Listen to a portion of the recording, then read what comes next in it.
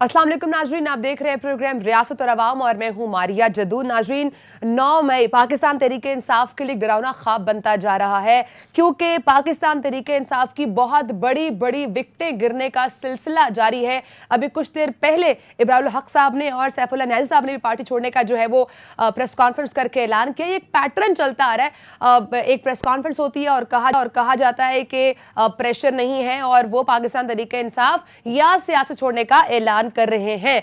ये इमरान खान साहब के लिए कितना खतरनाक साबित हो सकता है से बात करें, क्योंकि ये इस वक्त एक फॉरवर्ड ब्लॉक बनता जा रहा है। तो ये इमरान खान साहब के लिए क्या आगे की सियासत में नुकसानदेह हो सकता है या नहीं, या इसके बाद इमरान खान साहब की सियासत को फुल स्टॉप लग चुका है नहीं, इस पर भी हम बात करेंगे। और इस वक्त जो मौजूदा सियासी हालात हैं और इस वक्त जो मुख्तलिफ पार्टीज है, खासकर हुकूमती जमातें या पीडीएम की जमातें, उनका इस वक्त इस तमाम सिचुएशन में क्या रोल है। कुछ देर पहले मरियम नवाज साहिबा भी विहाड़ी में जो है वो वर्कर्स कन्वेंशन से खिताब कर रही थी। उन्होंने इमरान खान साहब को बहुत तनकीद का निशाना बनाया। इस वक्त तनकीद बराए तनकीद की सियासत का सिलसिला जो है इस वक्त हम देख रहे हैं। अब ये सियासी मंजरनामा आगे क्या होने वाला है, इस पर ही बात करें, क्योंकि जहांगीर तरीन साहब एक नई सियासी जमात बनाने का भी जो है वो फैसला कर चुके हैं। इसमें मुतवक्की ये है कि जो पाकिस्तान तहरीक इंसाफ के नाराज रहनुमा हैं वो भी इस पार्टी में शामिल हो सकते हैं। एक तरफ तो पाकिस्तान तहरीक इंसाफ जो है वो छोड़ने का सिलसिला मुख्तलिफ रहनुमाओं का जारी है, और उधर जो है ऑडियो लीक्स कमीशन के हवाले से जो महफूज फैसला था, तहरीरी फैसला था, वो जारी किया गया है। और उसके मुताबिक ये फैसला सामने आया है कि ये जो अगली समात तक इसके ऊपर जो है वो कार्रवाई जो है वो रोकी जाएगी। अदालत ने जो है वो इसके ऊपर काम करने से जो है वो रोका है। तो इसका अब आगे नेक्स्ट स्टेप क्या होगा? क्या ये जो ऑडियो लीक्स के हवाले से कमीशन तश्कील दिया गया था, इसमें जो हुकूमत का एक जो आप समझ लें नैरेटिव होता है, या इसमें आप समझ स्टांस होता है, क्या हुकूमत उसमें कामयाब हो पाएगी उसको बिल्ड करने में या नहीं, उस पर भी हम प्रोग्राम में बात करने जा रहे हैं। प्रोग्राम का आगाज करूंगी, मेरे साथ स्टूडियोज में मौजूद है सीनियर सहाफ़ी तज्ज़ियातवर रजा साहब, और मुझे ज्वाइन कर रही हैं लाहौर स्टूडियो से साबिक रहनुमा पाकिस्तान तहरीक इंसाफ उस्मा कारदार साहिबा भी। मैम, बहुत शुक्रिया, आपने प्रोग्राम को टाइम दिया। मैम, आप काफ़ी टाइम पहले से पाकिस्तान तहरीक इंसाफ को छोड़ चुकी हैं, एक आपका अपना नैरेटिव रहा है पाकिस्तान तहरीक इंसाफ को, बहुत कुछ इंकशाफात भी किए आपने बुशरा बीबी के हवाले से, पाकिस्तान तहरीक इंसाफ के हवाले से, इमरान खान साहब के हवाले से, फवाद चौधरी साहब के हवाले से। सो आपने भी काफ़ी टाइम जो है वो स्पेंड किया है, और अब आपने भी छोड़ा। अब पाकिस्तान तहरीक इंसाफ के मुख्तलिफ रहनुमा जो है वो पाकिस्तान तहरीक इंसाफ छोड़ रहे हैं। इमरान खान साहब की सारी विकटें जो है वो एक बार फिर से गिरने का सिलसिला जारी हो चुका है। इस तमाम अमल को आप कैसे देख रही हैं? इस वक्त जो सारा कुछ हो रहा है, आपका जो इस वक्त नैरेटिव है वो क्या है? बहुत शुक्रिया मारिया, आपने मुझे इनवाइट किया। इमरान खान साहब के साथ बहुत सारे लोग जुड़े थे, क्योंकि उनको बड़ी उम्मीदें थी उनसे, और वो समझ रहे थे कि ये एक शख्स है जो कि पाकिस्तान में एक तब्दीली लेके आएगा, क्योंकि ये इसने करप्शन के ख़िलाफ़ एक जंग का ऐलान किया है, और लोगों ने बहुत इनको ट्रस्ट भी किया। लेकिन इमरान खान ने अपने पाँव पे खुद कुल्हाड़ी मार दी है। अच्छा। वो इस तरह से कि एक सियासी मूवमेंट को उन्होंने एक इंतशार और एक दहशत गर्दी की मूवमेंट में तब्दील कर दिया, और ये वो नज़रिया नहीं था जिस पे हम इमरान खान के साथ जुड़े थे। हम तो इस नज़रिए पे, इस मैनिफेस्टो पे जुड़े थे कि हमने पाकिस्तान को एक करप्शन फ्री मुल्क बनाना है, और हम पुरअमन सियासी जमहूरी तरीक़ों से हम आगे बढ़ेंगे। लेकिन आपने देखा कि बहुत सारे ऐसे लोग जो कि उनके साथ, जिन्होंने अपना खून पसीना दिया, अपना 10-10, 12-12, 15-15 साल खान साहब की स्ट्रगल में उनको साथ दिया, जब खान साहब पीएम बने तो उन्होंने उनको टोटली साइड लाइन कर दिया, और ऐसे लोगों का घेरा उनके इर्द गिर्द हो गया जो कि हमें 2018 से पहले कभी हमने उनको देखा ही नहीं था। उसमें कोई मतलब मैं क्या नाम लूं, शहजाद अकबर हैं, शहबाज गिल हैं, सुल्फी बुखारी, एक लंबी लिस्ट है। अब और सबसे बड़ी बात तो उनकी अपनी जो बेगम है, उनके जो घर बैठी हुई हैं, जो उनके कारनामे वो भी पूरी दुनिया के सामने हैं। तो वो पटड़ी से ऐसे उतरे कि उन्होंने लीडर बहुत जिम्मेदारी उसके कंधों पे होती है, क्योंकि जो फॉलोवर उनको सुन रहे होते हैं वो मनो मन उन पे यकीन करते हैं और उनकी बात को जो है आगे लेके बढ़ते हैं। यहाँ पे उन्होंने अब जो यूथ उनके साथ जुड़े हुए थे, जो और लोग उनके साथ जुड़े हुए थे, उनको टोटली गुमराह कर दिया। उनको ऐसी ऐसी उन्होंने बयानिए बनाए जो मुल्क की सालमियत के खिलाफ थे। साइफर से वो शुरू हुए थे जिससे फॉरेन पॉलिसी को इतना नुकसान पहुंचा, अमेरिका के साथ हमारे ताल्लुकात ख़राब हो गए। फिर उससे यू टर्न लेके उन्होंने सारा मलबा बाजवा साहब के ऊपर डाल दिया, फिर वहाँ से जरदारी साहब के ऊपर डाल दिया, फिर मोहसिन नकवी। यानी कि उनकी क्रेडिबिलिटी जो है दिन ब दिन कम होती चली गई। वो सुबह कुछ कहते थे, दोपहर को कुछ कहते थे, शाम को कुछ कहते थे। अब देखें जो लोग उनके साथ जुड़े हुए हैं, जो 9 मई को जो हुआ, वो कोई रियासत के खिलाफ हथियार जो उठाना है, कोई रियासत जो है वो बैठ के इसका तमाशा नहीं देखेगी, क्योंकि पाकिस्तान की बका जो है, वो रियासत की जो बका है वो उसके मुहावजों की वजह से है। और अवाम को खड़े कर देना मुहावजों के खिलाफ, ये आपने एक कारी जर्ब पाकिस्तान की सालमियत के ऊपर लगाई और ये नाकाबिले माफी है। इमरान खान को सोचना चाहिए था कि ये अदारों से टकराव की जो सियासत जिसकी तरफ वो सारे लोगों को ले जा रहे हैं, ये नहीं चलनी, क्योंकि Pakistan is the red line. Red line Imran Khan नहीं है, रेड लाइन कोई और लीडर नहीं है, रेड लाइन पाकिस्तान है और पाकिस्तान की रियासत है। अच्छा, और जहां पे आप ये रेड लाइन क्रॉस करते हैं तो उसकी कोई माफी तलाफी नहीं, तो लोग इसलिए छोड़ के जा रहे हैं। उस्मा साहबा ये बताइएगा कि क्या नहीं आए थे ना यहाँ पे, कि क्या जो लोग पार्टी छोड़कर जा रहे हैं वो 9 मई के वाक़े का इंतजार कर रहे थे? क्योंकि इस्लामाबाद में जब प्रेस कॉन्फ्रेंस करते हैं तो वो बताते हैं कि ये जो बयानिया है वो अब से नहीं, बहुत पहले से चलता आ रहा है और हम इस बयानिया के खिलाफ थे, इसलिए हमें साइड लाइन कर दिया जाता है। तो क्या 9 मई के वाक़े का इंतजार कर रहे थे लोग, या रियल उन पर कोई दबाव है जिसकी वजह से वो पार्टी छोड़ते चले जा रहे हैं? देखिए, एक होता है आप खाली एहतजाज हर सियासी पार्टी का हक होता है। जब तक तो वो सिर्फ एहतजाज पे थे, फिर उन्होंने आपने देखा ज़मान पाक को नो गो एरिया जब बनाना शुरू कर दिया और वहाँ पे एक इंसानी ढाल बना के तो उन्होंने अपने कारकुनों को सामने रखा। और किस तरीके से आपने देखा कि जब कोर्ट के वारंट लेके पुलिस जाती थी तो किस तरह से पेट्रोल बॉम्ब्स उन पे फेंके जाते थे, उनकी गाड़ियों को नजर आतिश किया जाता था। तो ये क्या था? ये तो आप रियासत के जो कानून नाफिज करने वाले इदारे हैं उनके खिलाफ आप लोगों को उकसा के आपने हथियार उठवाए।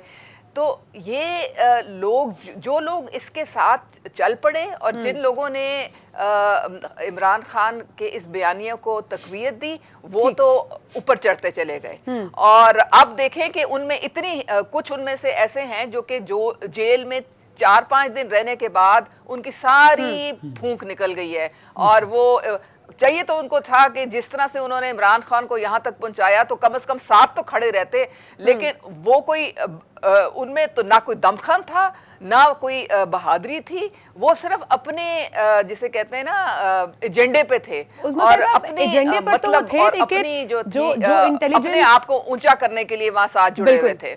जो इंटेलिजेंस एजेंसी की रिपोर्ट सामने आई जिसमें कहा गया है कि इमरान खान साहब ने 9 मई के वाकयात की जो वो प्लानिंग की है और ये बात उनके कुछ करीबी लोगों को जो है वो उसका इल्म था। एक तरफ ये बात अब प्रूव हो चुकी है, इमरान खान साहब तो इससे अपने आप को साइडलाइन करने की ट्राई कर चुके हैं, लेकिन अब ये रिपोर्ट मंजर-आम पर आ चुकी है और उधर अब पार्टी के जो मुख्तलिफ लोग हैं वो पार्टी छोड़ रहे हैं।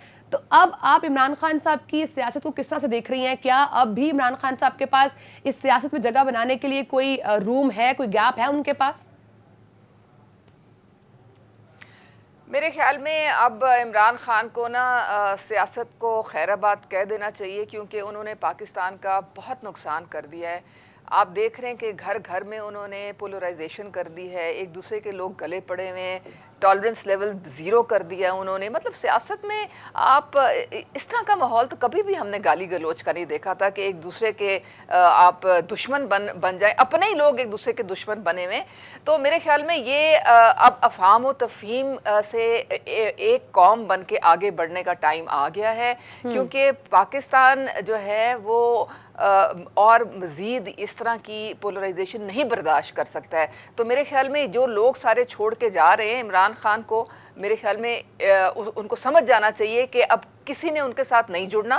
और ये जो वो बड़के मार रहे हैं ना कि मैं जिसको टिकट दूंगा वो जीत जाएगा, किसी ने उनका टिकट भी नहीं लेना। फैसल वाडा बिल्कुल सही, मैं उनको सुन रही थी, बिल्कुल सही कह रहे हैं कि वो मिन्नतें कर रहे हैं, किसी ने उनका टिकट नहीं लेना, क्योंकि जो उन्होंने रियासत को कारी ज़रब लगा दी है ना, अब that's a point of no return. उसके बाद उनको सियासी कहना जो है वो मेरे ख्याल में एक बिल्कुल एक बेमाने बात है। वो सियासी तो हरगिज भी नहीं रहे। ठीक है, बीच में यहाँ उन्होंने इंतशार का, तशद्दुद का रास्ता दिखाया लोगों को। ठीक है, मैं अनवर रज़ा साहब का भी टेक लेती हूँ। अनवर रज़ा साहब, इस वक्त जो कंपेयर किया जा रहा है पाकिस्तान तहरीक इंसाफ और काफ लीग से कि वही हाल होगा, आप समझते हैं कि ऐसा कुछ होगा?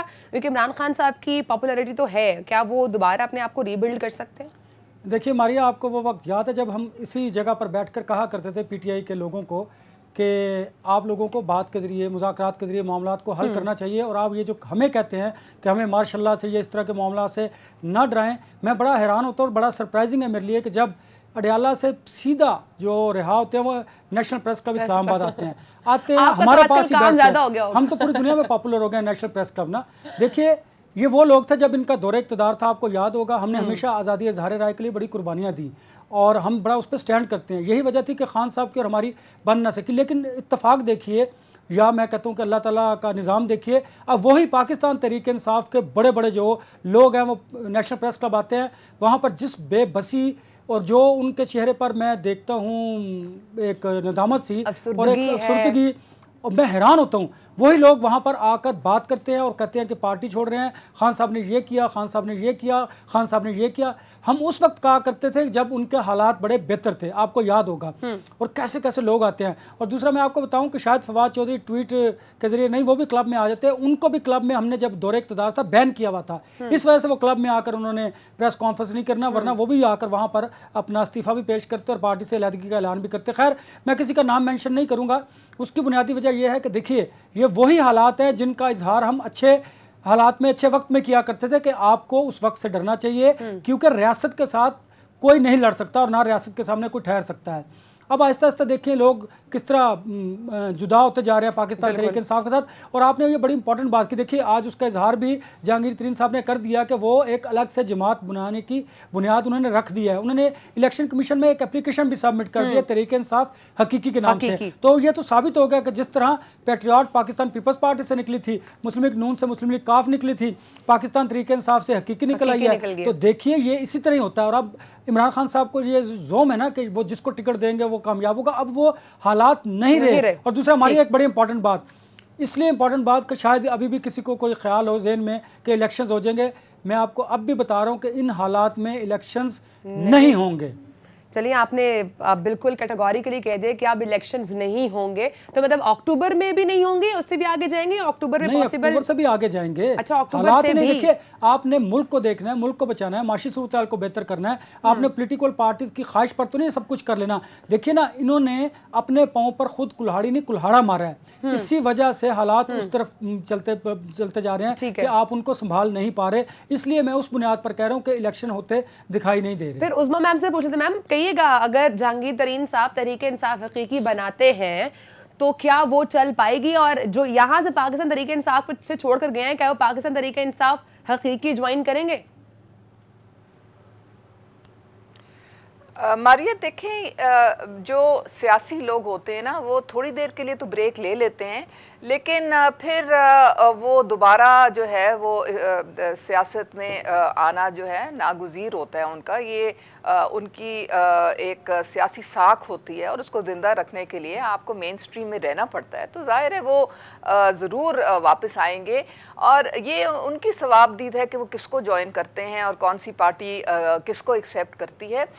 मेरे ख्याल में जहांगीर तरीन ने अगर तहरीक इंसाफ हकीकी बनाई है तो ये एक अच्छी बात है, क्योंकि बहुत सारे अच्छे लोग भी थे जो कि बहुत साइडलाइन हुए हुए थे और जो बहुत डिसअपॉइंट हुए हुए थे इमरान खान के बयानियों से और उनकी जो उनका जो लाए अमल था और जिस तरीके से वो आगे बढ़ रहे थे इदारों के साथ, जिस तरह से उन्होंने टकराव का रास्ता इख्तियार किया था, वो इस चीज़ को पसंद नहीं करते थे।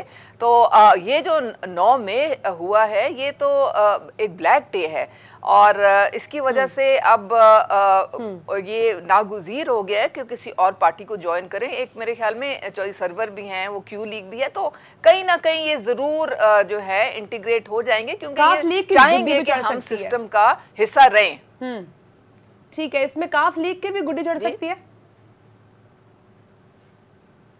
जी बिल्कुल, देखें काफ लीग में भी लोग आप देखेंगे कि जिनका नज़रिया उनके साथ मिलता है वो उधर जाकर जुड़ जाएंगे। और अच्छी बात है, सियासत में जो हमारी मुल्क में जमहूरियत है और सियासी अमल में शामिल होना बड़ी अच्छी बात है, लेकिन एक तरीका होता है। अब मेरे ख्याल में एक मिसाके जमहूरियत का टाइम आ रहा है कि सारी जितनी भी जमातें हैं वो अपने डिफरेंसेस साइड पे अब रखें और एक कौम बन के सोचें, इकट्ठे मिलके चलें, क्योंकि जो इकोनॉमिक चैलेंजेस हैं, जो मईशत के हमें इस वक्त चैलेंजेस दरपेश हैं, वो जब तक आपके पास पॉलिटिकल स्टेबिलिटी नहीं आती है तो ये इकोनॉमिक स्टेबिलिटी नहीं आ सकती है। और हमने ये देखना है कि हम इतनी यूथ बल्ज होते हुए, इतने हमारे पास मादनियात हैं, इतनी हमारे पास पोटेंशियल है, टैलेंट है लोगों में, क्यों हम आगे नहीं बढ़ रहे? क्योंकि इंतशार फैलाया हुआ है। इमरान खान ने पिछले जब से वो असेंबली से बाहर निकले, उन्होंने हुकूमत को तो एक दिन नहीं चलने दिया। वो सारा वक्त डिफेंसिव पे रहे हैं, सारा वक्त वो उनके जो एक मईशत के खिलाफ उन्होंने जंग का ऐलान किया हुआ था। इमरान खान ने कभी उनके IMF के प्रोग्राम के खिलाफ उनके सारे फाइनेंस मिनिस्टर्स उस्मा साहिबा ये फरमाइएगा कि इमरान खान साहब को, जहां हम पार्टी के दीगर लोगों की बात करते हैं कि वो इस तबाही के जिम्मेदार है, ये फरमाइएगा कि बुशरा बीबी कितनी जिम्मेदार हैं इमरान खान को इस नैज पर लाने में? आपको अरसलान बेटे की जो ऑडियो भूल गई है। अरसलान बेटा, इतने अरसा हो गया तुमने कोई बयानिया नहीं दिया, यही तो टाइम है ट्रेंड बनाने का। अरसलान बेटा, कोई हमारी करप्शन की बात करे तो उसको गद्दारी से जोड़ दो। तो अब मैं तो आप यकीन करें, जिस इमरान खान के साथ मैंने 10-11 साल जद्दोजहद की है, आज का इमरान खान वो नहीं है। और बुशरा बीबी का एक कलीदी किरदार है, क्योंकि बेनिफिशरी कौन है, किसने फायदे उठाए हैं, ये तोशे खाने की चीजें, और फिर उसके बाद ये 5-5 कैरेट की अंगूठियां, फिर ये अल कादिर ट्रस्ट, किसमें सब में नाम है बुशरा साहिबा का, मुर्शिद का नाम है इन सारी चीजों में। तो वो अपने आप को बरी ज़मान नहीं कह सकती, लेकिन जिम्मेदारी इमरान खान की थी कि उन्होंने आज भी वो उनको अपने किसी वर्कर का कोई फिक्र नहीं है कि कौन जेल में सड़ रहा है, कौन बेचारे जो हैं उन अपने पूरा उन्होंने अपना मुस्तकबिल बर्बाद कर दिया है और नौकरियां गई, जेलों में हैं, अब पता नहीं कहाँ कहाँ वो आर्मी कोर्ट्स में उनके खिलाफ अब ट्रायल्स चलेंगी। उनको सिर्फ फिक्र अपनी जात की है या अपनी मोहतरमा बुशरा बीबी की कि ओहो मैं उनसे बहुत क्लोज हूं तो इसलिए लोग उनको निशाना बना रहे हैं ताकि मुझे तकलीफ हो। अरे भाई, जिन लाखों लोगों ने आपके खातिर जो निकले और उन्होंने अब इतनी अजियतें और मुसीबतें उठा रहे हैं, उनका पुरसाने हाल कौन है? उनको वो तो आपको याद ही नहीं है। अब आपको अपने बच्चे, अब आपको बच्चे याद आ रहे हैं कि मैं नथिया गली जाऊंगा, उनके साथ ट्रैकिंग करूंगा। अरे भाई, जो तूफान आप छोड़ गए पीछे, जो बर्बादी आप छोड़ गए पीछे, जिन घरों में सोग का समा है इस वक्त, उनका क्या आपने सोचा है? कुछ नहीं। तो ये तो सिर्फ एक जो लीडर सिर्फ अपनी जात के लिए जिंदा रहे और अपने वो लीडर नहीं होता, बेगम से बाहर ना निकल सके, उनकी बगल में घुस के बैठे रहे, तो कुछ नहीं बन सकता उनका। बिल्कुल। ब्रेक का टाइम है। ब्रेक के बाद जब आपने बात छेड़ी सोशल मीडिया नैरेटिव बनाने की, तो इसमें भी बात करेंगे ब्रेक के बाद कि नैरेटिव बनता कैसे है, बनाया कैसे जाता है, इसमें क्या क्या फैक्टर्स हैं जो रोल प्ले करते हैं, और अब सोशल मीडिया के थ्रू नैरेटिव बिल्ड करना कितना इसकी इंपॉर्टेंस हो चुकी है, इसका क्या इम्पैक्ट होगा इन फ्यूचर। ब्रेक के बाद से बात करेंगे, साथ रहिएगा।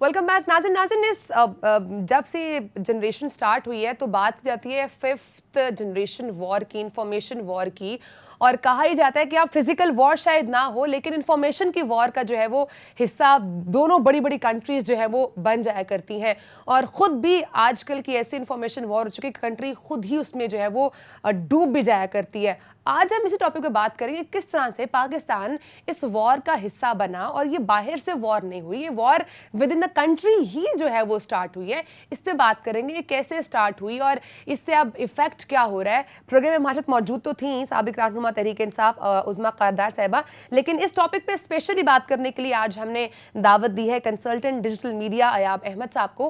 अयाब, बहुत शुक्रिया आपने प्रोग्राम को टाइम दिया। कहिएगा ये जैसे आप ब्रेक में अभी हम बात कर रहे थे, आप बता रहे थे कि ये इन्फॉर्मेशन वॉर जिन बच्चों को पढ़ाई गई है वही इसका निशाना बन रहा है और वही इससे इफेक्ट भी हो रहा है और वही इसको आगे भी लिंगर ऑन कर रहे हैं, तो ये क्या स्टोरी है? देखिए, मुझे ना व्हेन आई गो बैक मैं अपना टाइम रिकॉल करता हूँ कि इवन मैं जब उस एज में था जब वो स्टार्ट ले रहे थे हम कैरियर का और कॉलेज से नए नए ऑफ हुए, यूनिवर्सिटीज़ में जाना शुरू हुए, तो उस टाइम पर पाकिस्तान बहुत ज़्यादा अफेक्टेड था इन मूवमेंट्स का जो कि एंटी पाकिस्तान मूवमेंट्स थी और बड़े अजीबोगरीब किस्म के नारे इंट्रोड्यूस कराए गए हमारी सिक्योरिटी इंस्टीट्यूशंस के ख़िलाफ़, हमारी फ़ौज के ख़िलाफ़। उनको फाइट करने के लिए फिर स्टूडेंट्स में अवेयरनेस सेशंस जो हैं वो कराए गए कि 5th generation warfare, hybrid warfare जिसको हम कहते हैं, वो है क्या चीज़, उसका मकसद क्या है। जिन स्टूडेंट्स को वो चीज़ पढ़ाई गई, जिन स्टूडेंट्स को अवेयरनेस दी गई कि हाइब्रिड वॉरफेयर होती क्या है, इसको कैसे आपका जो दुश्मन मुल्क है वो आपकी कंट्री को टारगेट करके आपके ब्रेन के साथ खेलता है, आपका ब्रेन वॉश करता है। और ये ब्रेन वॉशिंग वो नहीं होती थी जो तालिबान पहले करते थे, उस तरह की ब्रेन वॉशिंग नहीं है। ये ब्रेन वॉशिंग है आपके फ़ोन के थ्रू, आपके लैपटॉप्स के थ्रू और आपकी गैजेट्स और आपके ट्विटर सोशल मीडिया प्लेटफॉर्म्स के थ्रू। और ये ब्रेन वॉशिंग हो रही है और हो चुकी है हमारी यूथ की। कौन सी यूथ की? उसी यूथ की जिसको अवेयरनेस दिलाई गई थी कि 5th जनरेशन वॉरफेयर होता क्या है। आज वही यूथ हमारी सिक्योरिटी इंस्टीट्यूशंस के खिलाफ बात कर रही है, हमारे जो पाकिस्तान की हिफाजत करने वाले इदारे हैं उनके खिलाफ बात कर रही है। हमारी जो यूथ है वो भूल गई है कि बॉर्डर के ऊपर किस तरह से काम हो रहा था। मुझे याद है कि ड्यूरिंग द टाइम ऑफ पिछले से पिछले DGI-SPR जो थे, उनके टाइम पर हमें वज़ीरिस्तान में प्रॉपर लेकर जाया गया, वहाँ दिखाया गया कि वहाँ पर जो शहीद हैं उन्होंने कुर्बानियाँ दी कैसे, तालिबानों के अड्डे थे क्या, और प्लस ये भी दिखाया गया कि वो जो करेंसीज बरामद होती थी और जो फौज को हमारे जो जवान हैं उनको मारने के लिए जो रॉकेट लॉन्चर्स और एम्यूनेशंस बरामद हो, वो सारा उनने वहाँ रखा हुआ था। और डेलीगेशंस गए इन्हीं यूथ के, उनको दिखाने के लिए यार कि यहाँ पे हमारे जो जवान हैं वो कुर्बानियाँ कैसे देते हैं। कैसे मुझे एक सवाल मेरे जहन में जन्म ले रहा है। माजी में हमने देखा कि पाकिस्तान तहरीक इंसाफ ने जिस तरह इस 5th जनरेशन वॉर को यूज़ किया नेगेटिवली, अगर आप देखें तो उन्हीं यूथ ने, उन्हीं नौजवानों ने किस तरह अपने मुल्क के ख़िलाफ़, अपने इदारों के ख़िलाफ़ वो बात की। अभी हम उज़मा कारदार साहिबा से भी बात करें तो वो कह रही थी कि, या आपको याद होगा वो क्या कह रही थी, बुशरा बीबी ने कहा था अरसलान को, अगर आपको याद हो, कि हमें जो करप्शन के बारे में बात करेगा आप उसे गद्दार डिक्लेयर कीजिए। तो आप समझते हैं उस 5th जनरेशन वॉर जो थी उसको उसका गलत इस्तेमाल किया गया यूथ के जरिए? देखिए, मैं आपको यही बताता चलूँ साथ के लीडर जो है ना वो कौम का टीचर होता है। लीडर का ये काम नहीं होता कि इंतशार फैलाने की बातें करे। लीडर का ये काम नहीं होता कि वो यूथ से या यंगस्टर्स से या अपनी जो नीचे कौम है उससे ये बातें करे कि यार आप जो हैं वो तबाही फेर दो, ये कर दो, वो कर दो। लीडर का ये काम नहीं होता। अब बेसिकली यहाँ पर क्या हुआ, यहाँ पे ये हुआ कि ये जो स्पेसिफिक ग्रुप ऑफ यंगस्टर्स है, ये सारे यंगस्टर्स नहीं है। ऐसे लगता है जी, ऐसे पोर्ट्रे किया जाता है जैसे सारी की सारी पाकिस्तान की यूथ है। ये सारी नहीं है, ये कुछ चंक है यूथ का, ठीक है। अब इनको क्या, बेसिकली गलती पेरेंट्स से भी हुई। गलती पेरेंट्स से क्या हुई कि वो जो टाइम था जहां पर इनको राइट एंड बताया जाता कि यार क्या गलत है क्या सही है, जो गैजेट आपके हाथ में है, how it is a time bomb for you, ये आपके लिए टाइम बॉम्ब कैसे है, उनको ये नहीं बताया गया। उनको उस टाइम ये बताया गया कि यार आप मतलब चेक एंड बैलेंस नहीं रखा गया। उनको ये नहीं बताया गया कि लीडरशिप होती क्या है, एक्चुअली लीडर सिखाता क्या है। इधर इमोशनली वो आप कह लें इमोशनल ब्लैकमेल हुए हैं यूथ हमारे, ठीक है। और उनकी इमोशनल ब्लैकमेल के थ्रू और इस 5th generation warfare, hybrid warfare को इंक्लूड करके तो इनकी ब्रेन वॉशिंग की गई है। मैम उज़मा मैम को बीच में शामिल करती हूँ। मैम कहिएगा, पाकिस्तान तहरीक इंसाफ ने तो इसको बहुत बेहतरीन तरीके से यूज़ किया, जैसे भी आप कोट भी कर रही थी कि किस तरह से बुशरा बीबी अरसलान से बात करते हुए उनको बता रही थी कि आपने इस तरह से नैरेटिव बिल्ड करना है, तुम कुछ नैरेटिव आजकल बिल्ड नहीं कर रहे। सो पाकिस्तान तहरीक इंसाफ में से किस तरह से यूज़ किया जाता था? मारिया, अगर मैं ये कहूँ कि सबसे ज़्यादा बेहतरीन इस्तेमाल सोशल मीडिया का जो पाकिस्तान में पार्टी किसने किया, वो पीटीआई थी। बिल्कुल।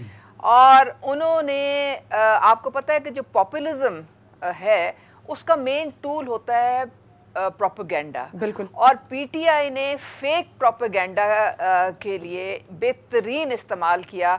कोई भी ये जो ट्रेंड आप देखते थे वो मिनटों में उसको हजारों लाखों पे वो पहुंचा देते थे। और इसके लिए आप इन्होंने बकायदा प्रोफेशनल कंपनीज हायर की थी जिन्होंने इनको पूरा ये सिस्टम सेटअप करके दिया था। और जिस तरह आपके ये मेहमान बता रहे हैं कि एक मोबाइल फोन जो है वो हर एक के हाथ में, और ये जो 5th जनरेशन वॉरफेयर है, ये हर पाकिस्तानी को ये समझ लेना चाहिए कि पाकिस्तान में we are facing the 5th generation warfare. हमारे पे समुंदर पार से बैठ के अटैक्स हो रहे हैं, हमारे अंदर जो है दराड़ें पैदा करने की कोशिश की जा रही है, हमारे अवाम को इदारों के खिलाफ उकसाया जा रहा है। वो एक शरपसंद, मैं आपको कोट करती हूँ, वो आदिल राजा, वो एक मेजर रिटायर्ड जो कि निकाला गया था फौज में इल डिसिप्लिन की वजह से, वो समुंदर पार बैठा इंतशार फैला रहा है। और उसका रिकॉर्ड जब अभी निकाला है, क्योंकि अब देखें क्रैकडाउन तो लाजिम हो गया है, सोशल मीडिया जो है उस पे अगर ये इन्होंने कोई एक्शन ना लिया तो ये तो शुतर बेमुहार चीज है और ये मुल्क को बेहद नुकसान इससे पहुंचता है। तो वो आदिल राजा साहब का पता चला कि वो लाखों डॉलर कमा रहा था, क्योंकि पीटीआई का तरीका वारदात सोशल मीडिया पे ये है कि वो हर ऐसे बंदे को जिसका कोई इन्फ्लुएंस होता है, चाहे वो मीडिया में हो, चाहे वो इन्फ्लुएंसर हो, सोशल मीडिया पे किसी भी फॉर्म में हो, उनको ये कहते हैं कि जी आप हमारे फेवर में बात करें, हम आपको 1 लाख रीट्वीट्स देंगे, हम आपको इतने लाइक्स देंगे, हम फलाना करेंगे, आप लाखों डॉलर कमाएंगे। ये तरीका वारदात है इनका। और आप वो केपी में आपने सुन ही लिया है वो कि इन्होंने 5000 इन्फ्लुएंसर्स जो थे वो टैक्स पेयर के पैसे से हायर किए थे। ये यूसी लेवल तक इन्होंने फैलाए हुए। वो जो अरसलान है वो मैं कहती हूँ कि ये जिस तरह अब आप ये खान साहब ने पीछे एक दिखाया था एक सर्वे कि जी 70% लोग जो हैं वो पीटीआई के साथ हैं, सारे फेक सर्वेज होते हैं। अच्छा। ये सोशल मीडिया की पार्टी है। सोशल मीडिया एक शख्स की डिफरेंट आईडीज होती है, उसको जो है वो किया जाता है लाइक या रिट्वीट। इसमें आप कुछ ऐड करना चाह रहे हैं?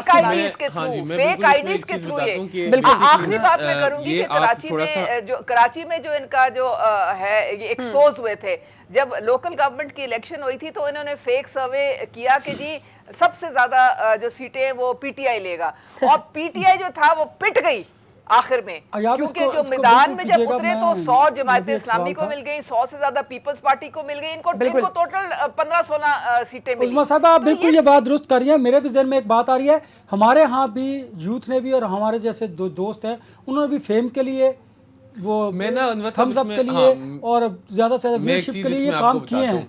ये बेसिकली होता क्या है, जिस तरह से मैडम ने ना बताई एक बात कि भाई how they operate and how this everything of this operates, इसमें बेसिकली होता ये है कि आप एक चीज़ नोटिस करें कि आप जब से एलॉन मस्क ने ट्विटर टेक ओवर किया है ना, पीटीआई की टॉप ट्रेंडिंग जो रहती थी ना पूरा दिन, ये 24 आवर्स या 48 आवर्स, अब वो रहती है टोटल 1.5 घंटा 1 घंटा। रीजन उसकी रीजन ये है, बहुत जल्दी नहीं उसकी रीजन ये है कि पहले ट्विटर पे बनी हुई थी कम से कम कोई लाखों के हिसाब से फेक आईडीज, एलॉन मस्क ने आके बॉट्स तमाम बंद कर दिए, कुछ रह गए, तमाम बॉट्स बंद कर दिए।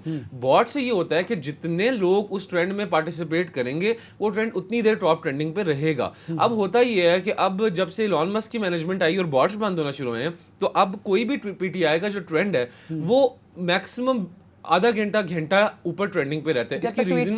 इसकी रीजन ये है कि फेक अकाउंट्स बंद हो गए, अब उनको ओरिजिनल अकाउंट से ट्वीट करना पड़ता है। तो ओरिजिनल से तो अगर पब्लिक न्यूज़ में प्लेटफॉर्म पे आज जितने भी मुलाजमीन यहाँ इस ऑफिस में हैं वो सारे एक ट्वीट करें और उस ट्रेंड को सपोर्ट करें, आप पैनल पे आ जाएंगे। तो it's very easy, it's not that difficult. आपको चाहिए टोटल 80 लोगों की, 90 लोगों की, 100 लोगों की टीम, वो आपको टॉप ट्रेंडिंग पे ले आएगी।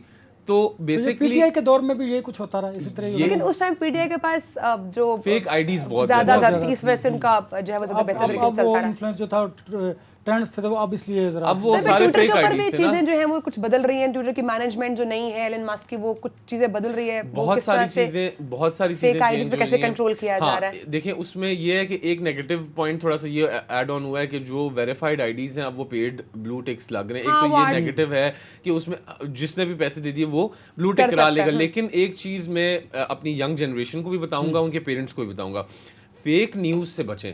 फेक न्यूज को ऑथेंटिकेट करने का तरीका क्या है कि आप सिर्फ ट्विटर पे रिलाई मत करें। आप उस न्यूज का जो कंटेंट है वो गूगल पे डालें, उसको देखें वो और कहां कहां पे है। या तो वो सिर्फ एक ट्वीट पे है तो फिर तो इट्स टोटली फेक, आप उसको वेरीफाई करें।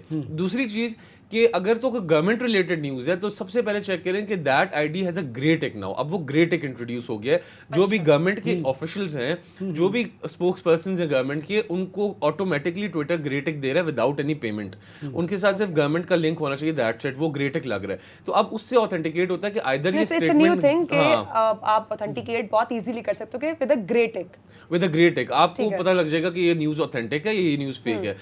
लेकिन गूगल भी जो है वो सर्च इंजन ऑप्टिमाइजेशन के ऊपर चलता है। जो भी हम उस पे इंफॉर्मेशन डालेंगे वो उसी के रिलेटेड भी तो न्यूज़ दे रहा होता है हमें, देता है। और जिस तरह से जब ट्रेंड चलेंगे, मुख्तलिफ आईडीज जब उसके ऊपर एक इंफॉर्मेशन के ऊपर जब ट्वीट्स करेंगी तो फिर ज़्यादा इंफॉर्मेशन भी तो आ सकती है उसमें आपके सबसे पास। आसान तरीका है कि गूगल पे जब आप कुछ भी कंटेंट लिख रहे हैं, आपने चेक करनी है वेबसाइट की, व्हाट वेबसाइट इज कमिंग। अगर तो वो पहले सोर्स पहले 3-4 आई twitter.com इट मींस के they are all the same content. नीचे आपने देखना है और न्यूज़ेस क्या है और न्यूज़ के प्लेटफॉर्म्स क्या हैं। Either it's given by some authentic platform, BBC, CNN, Al Jazeera उनकी वेबसाइट्स पे हैं, या मतलब वो इंटरनेशनली देखना है या नेशनली देखना है, तो आपने ऑथेंटिक प्लेटफॉर्म्स चेक करने हैं कि वो क्या है। मेरे जहन में एक बात आ रही है उस्मा कारदार साहबा, ये बताइएगा कि जिस तरह ट्विटर की मैनेजमेंट तब्दील हुई है और वहाँ पे ट्रेंड्स नहीं बन रहे, इसी तरह आपने देखा कि पतझड़ की तरह लोग PTI को छोड़ते चले जा रहे हैं। PTI का आइंदा का मुस्तकबिल क्या देखती हैं? यहाँ के ट्रेंड बदलेंगे या नहीं? देखिए अब इन्होंने एक नया हरबा इस्तेमाल किया है कि इधर से चूंकि इनकी छुट्टी होती जा रही है तो अब ये टिकटॉक की तरफ जा रहे हैं। अच्छा। सबसे ज्यादा आप देखें कि टिकटॉक पे ये लोग वीडियोस जो है ये PTI की तरफ से आ रही हैं। एक निहायत शर्मनाक बयानिया जो इफ्तिखार दुरानी कि मैं ने बैठ के वो पोल का एक एंकर है उसके साथ जो मिलके इन्होंने किया कि जी ये जो जेल में लोग हैं इनके साथ जिस्मानी ज्यादती हो रही है, ये बंद हो गया। नहीं, आपकी आवाज आ रही है, आप बात कीजिए। आपकी आवाज आ रही है मैम। अच्छा, आप इस बारे में क्या कहते हैं? आप तो जरा देखें ट्विटर के बाद अब टिकटॉक नहीं, जो टिकटॉक की बात हो रही है, देखें टिकटॉक बहुत पुराना चल रहा है, टिकटॉकर को हायर किया जा रहा है और ये आज से तकरीबन 1.5-2 साल पहले से इन्होंने हायरिंग शुरू की थी टिकटॉकर्स की। और एटलीस्ट कम से कम मैं आपको रफ फिगर बता रहा हूँ, तकरीबन 250 से 300 बड़े टिकटॉकर्स एंगेज किए हैं इन्होंने स्टिल। अच्छा, सिर्फ टिकटॉकर्स की एक इंटरेस्टिंग स्टोरी बताता हूँ आप लोगों को। आप लोगों ने ट्विटर पे अक्सर ट्वीट्स देखी होंगी और उसके ना लाइक्स होते हैं 20,000 25,000। वो जो कुछ अरबी अकाउंट होते हैं उन्होंने ट्वीट्स की होती हैं, इंटरनेशनल कुछ फिगर्स होते हैं उन्होंने ट्वीट की होती हैं और उसके ना 20-25 हज़ार लाइक्स होते हैं। तो लोगों में ये नैरेटिव जाता है इंटरनेशनली सारे इस बंदे की तारीफें कर रहे हैं। वो क्या है? That is a paid campaign. वो एक पेड कैंपेन है जो कि एक इंटरनेशनल फर्म है वो करती है और उसके पैनल पे तमाम नहीं लेकिन कुछ बड़े अरबियों के अकाउंट्स, अरब कंट्रीज के, मिडिल ईस्ट के, और कुछ बड़े अफ्रीकन अकाउंट्स, कुछ बड़े आपके यूरोपियन अकाउंट्स वो उस फर्म ने हायर किए हैं। हाँ, आजकल हम अक्सर देखते हैं कुछ ऐसे इंटरनेशनल लोग होते हैं जो कुछ ना कुछ इमरान खान की तारीफ कर रहे होते हैं। ये पेड कैंपेन है, this is a paid campaign, this is also a paid campaign, this is also a paid campaign.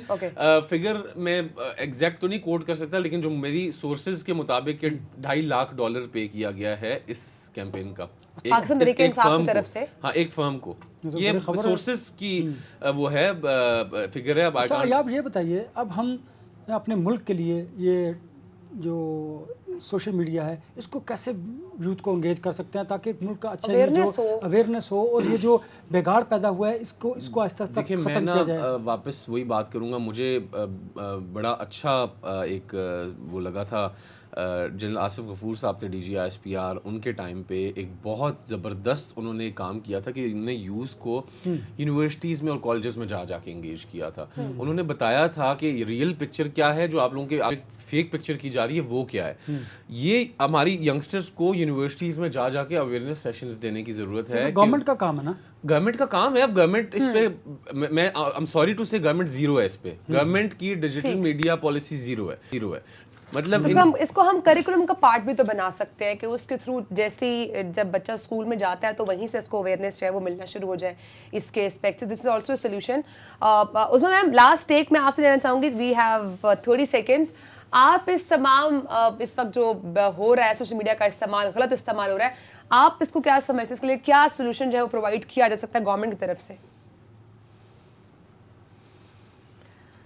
Question repeat करें, ये पीटीआई के मुतालिक पूछ रही हैं? नहीं, मैं इस वक्त सोशल मीडिया का इस्तेमाल किया जा रहा है गलत अंदाज में या नैरेटिव बिल्ड किया जाता है, इसके हवाले से अवेयरनेस कैसे दी जा सकती है यूथ को कि वो इसका राइट इस्तेमाल कर सके? गवर्नमेंट क्या सोल्यूशन प्रोवाइड कर सकती है? मैं समझ गई। देखें, इसमें बहुत एक इम्पॉर्टेंट रोल जो है वो पेरेंट्स जो हैं, ख़ास तौर पे माएँ जो हैं और जो हमारी जो टीचर्स हैं कॉलेजेस में, यूनिवर्सिटीज़ में, उनको ये एक अवेयरनेस, उनको कम्युनिकेशन एंगेजमेंट रखनी चाहिए स्पेशली यूथ के साथ, और उनको 5th जनरेशन वॉरफेयर और हाइब्रिड वॉरफेयर के मुतालिक जो है आगाही देनी बहुत ज़रूरी है कि आप हर चीज़ जो आपके पास मोबाइल में पहुंचती है वो ज़रूरी नहीं है कि वो सच हो, तो और वो ज़रूरी नहीं है कि वो के फ़ायदे में हो, वो एक झूठ भी हो सकता है, वो आपको इस्तेमाल करने की कोशिश भी हो सकती है, वो आप में नफ़रतें पैदा करने की कोशिश भी हो सकती है। तो मेरे ख्याल में हमारी असातिज़ा को, हमारी कॉलेजेस में, घरों में अवेयरनेस प्रोग्राम्स, कम्युनिटीज़ में अवेयरनेस प्रोग्राम्स जो है वो हमें कंडक्ट करने चाहिए ताकि हम। मैम बहुत शुक्रिया, वक्त खत्म हो चुका है, आपने प्रोग्राम को टाइम दिया है, अब आपका बहुत प्रोग्राम को टाइम दिया। नाज़रीन, इंशाल्लाह आपसे कल मुलाकात होगी। अपना बहुत सारा ख्याल रखिएगा। अल्लाह हाफ़िज़।